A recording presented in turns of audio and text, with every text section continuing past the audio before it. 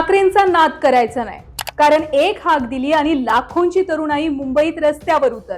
वीर सावरकर मार्ग पुन्हा एकदा साक्षीदार ठरला, तो उत्साहाचा, जल्लोषाचा आणि तरुणांच्या अभूतपूर्व एकजुटीचा. कॉक्रोच जनता पार्टीच्या आंदोलनाच्या पार्श्वभूमीवर ठाकरे बंधूंनी 26 जुलैला एकत्रित आंदोलन करण्याचा निर्णय घेतलेला. मात्र त्याआधीच शिक्षण मंत्र्यांनी राजीनामा दिला.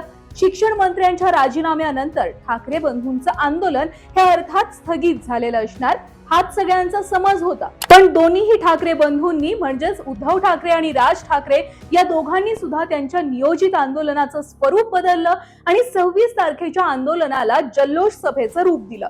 आता उद्धव ठाकरे आणि राज ठाकरे यांच्या याच जल्लोष सभेमध्ये नेमकं काय काय झालं, राज ठाकरेंनी आणि उद्धव ठाकरेंनी त्यांच्या शैलीमध्ये सरकारला काय टोमणे दिले आणि जल्लोष सभेतून दोन्ही ठाकरे बंधूंनी नेमकं काय सिद्ध केलं, हेच आजच्या व्हिडिओमध्ये पाहायचंय. नमस्कार, व्हिडिओ शेवटपर्यंत पहा. बघा, ठाकरे बंधूंनी एकत्र सभा घ्यावी, एकत्र आंदोलन करावं, त्यांनी कायम एकत्र राहावं ही इच्छा अनेक शिवसैनिकांची कित्येक दिवसांपासूनची आहे. अशात उद्धव ठाकरे आणि राज ठाकरे हे एकत्रित जल्लोष सभा घेणार हे जेव्हा मुंबईकरांना समजलं, तेव्हा 26 तारखेच्या सकाळपासूनच वीर सावरकर मार्ग तरुणांनी खचाखच भरायला सुरुवात झाली. सभास्थळी लक्ष वेधून घेतलं ते तरुणांच्या हातातल्या भन्नाट पोस्टर्सनी. सोशल मीडियावर व्हायरल झालेले डायलॉग, मीम्स आणि बोली भाषेतले भन्नाट वाक्य पोस्टर्सवर झळकत होते. मोठे मोठे गार केले गमतीमध्ये, हे असे पोस्टर्स तरुणांच्या हातात होते आणि या हटके पोस्टर्स वरूनच समजत होतं ही सभा ठाकरे बंधूंची आहे. हातात तिरंगा, चेहऱ्यावर उत्साह आणि देशभक्तीचा जोश आणि 15 ते 20 दिवसांच्या अथक परिश्रमाचं मिळालेलं फळ हे तरुणांच्या चेहऱ्यावरून अगदी स्पष्टपणे दिसत होतं. आजवर दिल्लीत याच तरुणांनी जे आंदोलन उभं केलं होतं, या आंदोलनावर सत्ताधारी पक्षातल्या नेत्यांनी केवळ आणि केवळ टीका केलेली, तर काही विरोधकांनी या तरुणांचं सोशल मीडियामधून कौतुक सुद्धा केलेलं. पण याच आंदोलनाला जेव्हा यश मिळालं, तेव्हा तरुणांच्या संघर्षाचं कौतुक करण्यासाठी सगळ्यात आधी ठाकरे बंधू पुढे आले. जल्लोष सभेचं आयोजन करून ठाकरे बंधूंनी तरुणांना हे पटवून दिलं की खरोखर तुमच्या मनगटामध्ये ताकद असेल आणि संघर्षाला सामोरं जाण्याची हिंमत असेल तर सरकारच काय भले भले झुकतील. सर्वात महत्वाचं, या जल्लोष सभेचं आयोजन करण्यासाठी उद्धव ठाकरे आणि राज ठाकरे या दोघांनी सुद्धा खूप दिवसांचं प्रयोजन केलेलं नव्हतं. अगदी कमी वेळेमध्ये केलेल्या या आवाहनामधून वीर सावरकर मार्गावर मुंबईतल्या तरुणांनी प्रचंड गर्दी केली.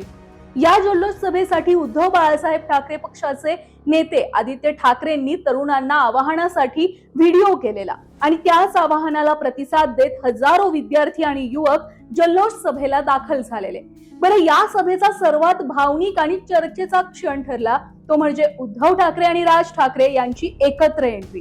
राज ठाकरे यांनी हा दिवस भाषणांचा नसून तो विद्यार्थ्यांच्या लढ्याच्या विजयाचा असल्याचं सांगितलं. आंदोलनादरम्यान मृत्यू झालेल्या विद्यार्थ्यांना श्रद्धांजली वाहत त्यांनी त्यांच्या नावाचा उल्लेखही केला. तरुणांनी दाखवलेल्या एकजुटीचं त्यांनी कौतुक केलं. तर उद्धव ठाकरेंनी हा संघर्ष देशभक्त विरुद्ध अंधभक्त असल्याचं म्हटलं.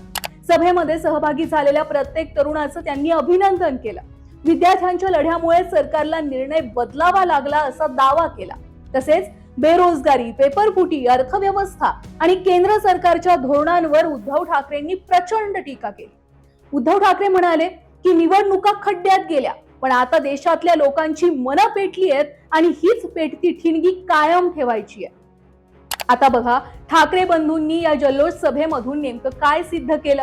या सभेनं एक गोष्ट स्पष्ट केली की ठाकरे ब्रँड हा कधीच जुना होणार नाहीये. या ब्रँडला लोक कधीच विसरणार नाही. याआधी ठाकरे बंधू एकत्र नव्हते, पण आता एकाच रात्रीत केलेल्या घोषणेनंतर सुद्धा सभेला जी गर्दी झाली ती गर्दी सांगते की दोन भाऊ एकत्र आल्यावर ताकद फक्त वाढत नाही तर सर्वसामान्यांचं समाधान सुद्धा होतं. याच जल्लोष सभेमधून ठाकरे बंधूंनी सिद्ध केलेली आणखी एक गोष्ट म्हणजे राज्यातल्या तरुणांना दोन्ही ठाकरे बंधूच सर्वात जास्त सपोर्ट करू शकतात. एक लक्षात घ्या, सीजेपीचं आंदोलन सुरू झाल्यापासून आदित्य ठाकरेंनी स्वतः जंतर मंतरवर जाऊन अभिजित दिपके आणि सोनम वांगचुक यांची भेट घेतलेली होती. त्यानंतर आदित्य ठाकरे आणि अमित ठाकरे दोघांनी सुद्धा एकत्रितपणे सीजेपीच्या दिल्लीतल्या आंदोलनामध्ये सहभाग दर्शवलेला होता. आणि आता जाऊन पुन्हा जेव्हा तरुणांच्या मागण्या मान्य झाल्या आणि शिक्षण मंत्र्यांनी राजीनामा दिला, तेव्हा फक्त याच ठाकरे बंधूंनी तरुणांचं अभिनंदन करण्यासाठी सभेचं नियोजन केलं. यातून ही गोष्ट स्पष्ट झाली की उद्धव ठाकरे आणि राज ठाकरे यांचा पक्ष जरी वेगळा असला तरी विचारधारा एक आहे आणि दोन्ही ठाकरे बंधू कायम तरुणांच्या सोबत आहेत. यातून दोन्ही ठाकरे बंधूंनी तरुण वोट बँक जमा करण्याचा अप्रत्यक्षपणे प्रयत्न केला. एकंदरीत मुंबईमधल्या वीर सावरकर मार्गावरील उद्धव ठाकरे आणि राज ठाकरेंची जल्लोष सभा गाजली आणि ठाकरे बंधूंनी तरुणांच्या मनामध्ये एक सॉफ्ट कॉर्नर निर्माण केला. तुम्हाला काय वाटतंय? मुंबईतली आजची ही जल्लोष सभा 2029 साठी दोन्ही ठाकरे बंधूंना तरुणांच्या वोट बँक साठी महत्वाची ठरणार आहे का? आणि 2029 मध्ये दोन्ही ठाकरे बंधू खरोखर एकत्र निवडणूक लढतील का? आणि दोन्ही पक्षाची विस्कटलेली घडी एकत्र करायला किंवा नीट बसवायला राज ठाकरे आणि उद्धव ठाकरेंना 2029 मध्ये जमणार आहे का? तुमची प्रतिक्रिया कमेंट मध्ये नक्की सांगा आणि हो, चॅनलला फॉलो आणि सबस्क्राईब नक्की करा.